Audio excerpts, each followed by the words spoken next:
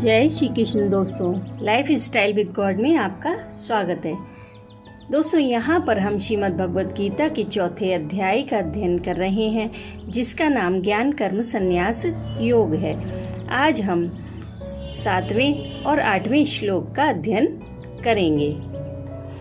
भगवान के मुख से उनके जन्म का तत्व सुनने पर यह जिज्ञासा होती है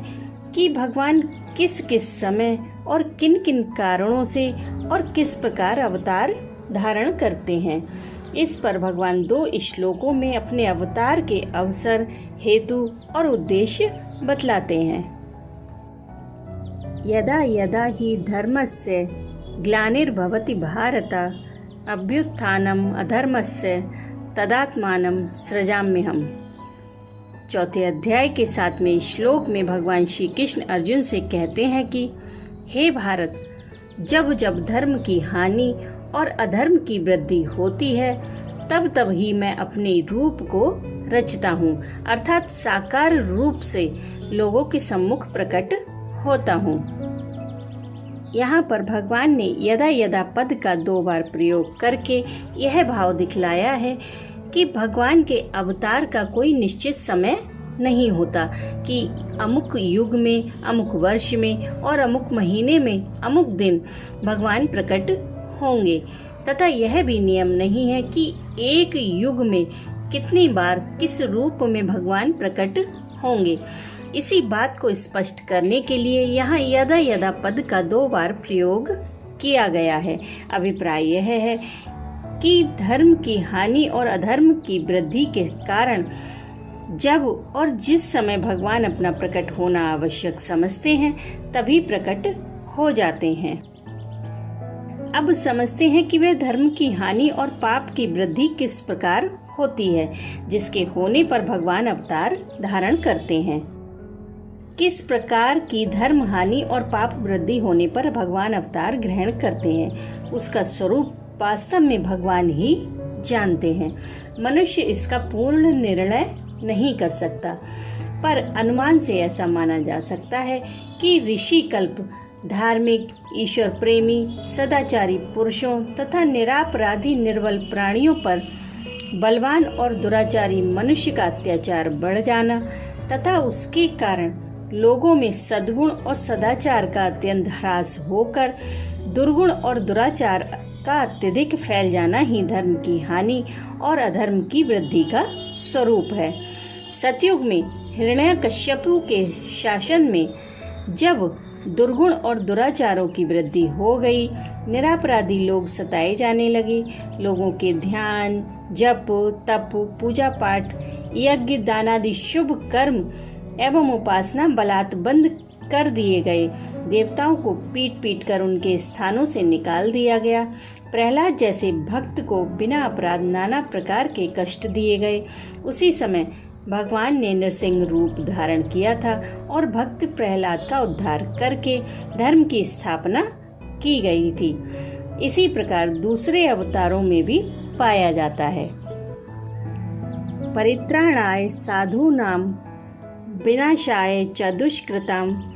धर्म संस्थापनार्थाय संभवामि युगे युगे। चौथे अध्याय के 8वें श्लोक में भगवान श्री कृष्ण अर्जुन से कहते हैं कि साधु पुरुषों का उद्धार करने के लिए, पाप कर्म करने वालों का विनाश करने के लिए और धर्म की अच्छी तरह से स्थापना करने के लिए मैं युग युग में प्रकट हुआ करता हूँ। अब पहले समझते हैं कि साधु शब्द यहाँ कैसे मनुष्यों का वाचक है और उनका उद्धार करना क्या है। जो पुरुष अहिंसा, सत्य, अस्तेय, ब्रह्मचर्य आदि समस्त सामान्य धर्मों का तथा यज्ञ, दान, तप एवं अध्यापन, प्रजा पालन आदि अपने अपने वर्णाश्रम धर्मों का भली भांति पालन करते हैं, दूसरों का हित करना ही जिनका स्वभाव है, जो सद्गुणों के भंडार और सदाचारी हैं तथा श्रद्धा और प्रेम पूर्वक भगवान के नाम, रूप, गुण, प्रभाव, लीला आदि के श्रवण, कीर्तन, स्मरण आदि करने वाले भक्त हैं, उनका वाचक यहाँ साधु शब्द है। ऐसे पुरुषों पर जो दुष्ट दुराचारियों के द्वारा भीषण अत्याचार किए जाते हैं, उन अत्याचारों से उन्हें सर्वथा मुक्त कर देना, उनको उत्तम गति प्रदान करना, अपने दर्शन आदि से उनके समस्त संचित पापों का समूल विनाश करके उनका परम कल्याण कर देना, अपनी दिव्य लीला का विस्तार करके उनके श्रवण मनन चिंतन और कीर्तन आदि के द्वारा सुगमता से लोगों के उद्धार का मार्ग खोल देना आदि सभी बातें साधु पुरुषों का परित्राण अर्थात उद्धार करने के ही अंतर्गत हैं। भगवान ने कहा कि पाप कर्म करने वालों का विनाश करने के लिए।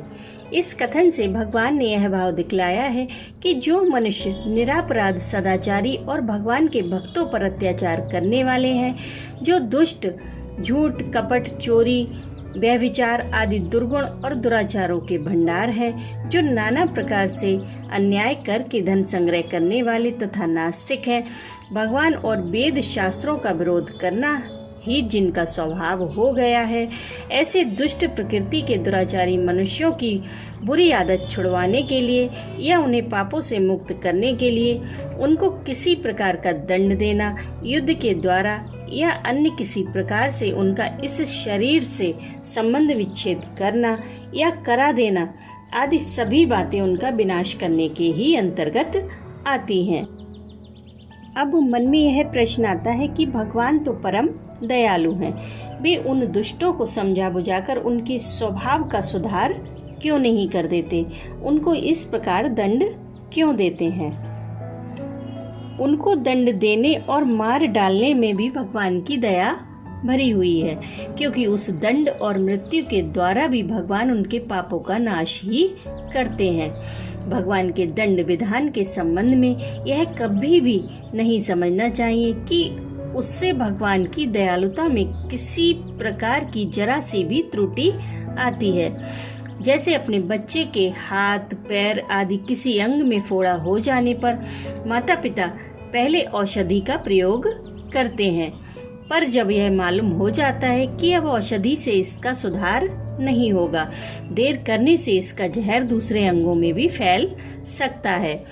तब वे तुरंत ही अन्य अंगों को बचाने के लिए उस दूषित हाथ पैर आदि का ऑपरेशन करवाते हैं और आवश्यकता होने पर उसे कटवा भी देते हैं। इसी प्रकार भगवान भी दुष्टों की दुष्टता दूर करने के लिए पहले उनको नीति के अनुसार दुर्योधन को समझाने की भांति समझाने की चेष्टा करते हैं, दंड का भय भी दिखलाते हैं, पर जब इससे काम नहीं चलता, उनकी दुष्टता बढ़ती ही जाती है, तब उनको दंड देकर या मरवा कर उनके पापों का फल भुगताते हैं। अथवा जिनके पूर्व संचित कर्म अच्छे होते हैं, किंतु किसी विशेष निमित्त से या कुसंग के कारण जो इस जन्म में दुराचारी हो जाते हैं, उनको अपने ही हाथों से मारकर मुक्त कर देते हैं। इन सभी क्रियाओं में भगवान की दया भरी रहती है। अब समझते हैं कि धर्म की स्थापना करना क्या है। स्वयं शास्त्रानुकूल आचरण कर विभिन्न प्रकार से धर्म का महत्व दिखलाकर और लोगों के हृदयों में प्रवेश करने वाली अप्रतिम प्रभावशाली वाणी के द्वारा उपदेश आदेश देकर सबके अंतःकरण में वेद शास्त्र परलोक महापुरुष और भगवान पर श्रद्धा उत्पन्न कर देना तथा सद्गुणों में और सदाचारों में विश्वास तथा प्रेम उत्पन्न करवाकर लोगों में इन सब को दृढ़ता पूर्वक भली भांति धारण करा देना आदि सभी बातें धर्म की स्थापना के अंतर्गत आती हैं। अब यहाँ पर यह जिज्ञासा होती है कि भगवान तो सर्वशक्तिमान हैं, वे बिना अवतार लिए भी तो ये सब काम कर सकते हैं, फिर अवतार की क्या आवश्यकता है। यह बात सर्वथा ठीक है कि भगवान बिना अवतार लिए ही सब कुछ कर सकते हैं और करते भी हैं, किंतु लोगों पर विशेष दया करके अपने दर्शन स्पर्श और भाषण आदि के द्वारा सुगमता से लोगों को उद्धार का सुअवसर देने के लिए एवं अपने प्रेमी भक्तों को अपनी दिव्य लीला का आस्वादन कराने के लिए ही भगवान साकार रूप से प्रकट होते हैं उन अवतारों में धारण किए हुए रूप का तथा उनके गुण प्रभाव नाम महात्म और दिव्य कर्मों का श्रवण कीर्तन और स्मरण करके लोग सहज ही संसार समुद्र से पार हो सकते हैं। यह काम बिना अवतार के नहीं हो सकता। मैं युग युग में प्रकट होता हूँ। इस कथन से भगवान ने यह भाव दिखलाया है कि मैं प्रत्येक युग में जब जब युग धर्म की अपेक्षा धर्म की हानि अधिक हो जाती है तब तब आवश्यकता अनुसार बार बार प्रकट होता हूँ। एक युग में एक बार ही प्रकट होता हूँ, ऐसा कोई नियम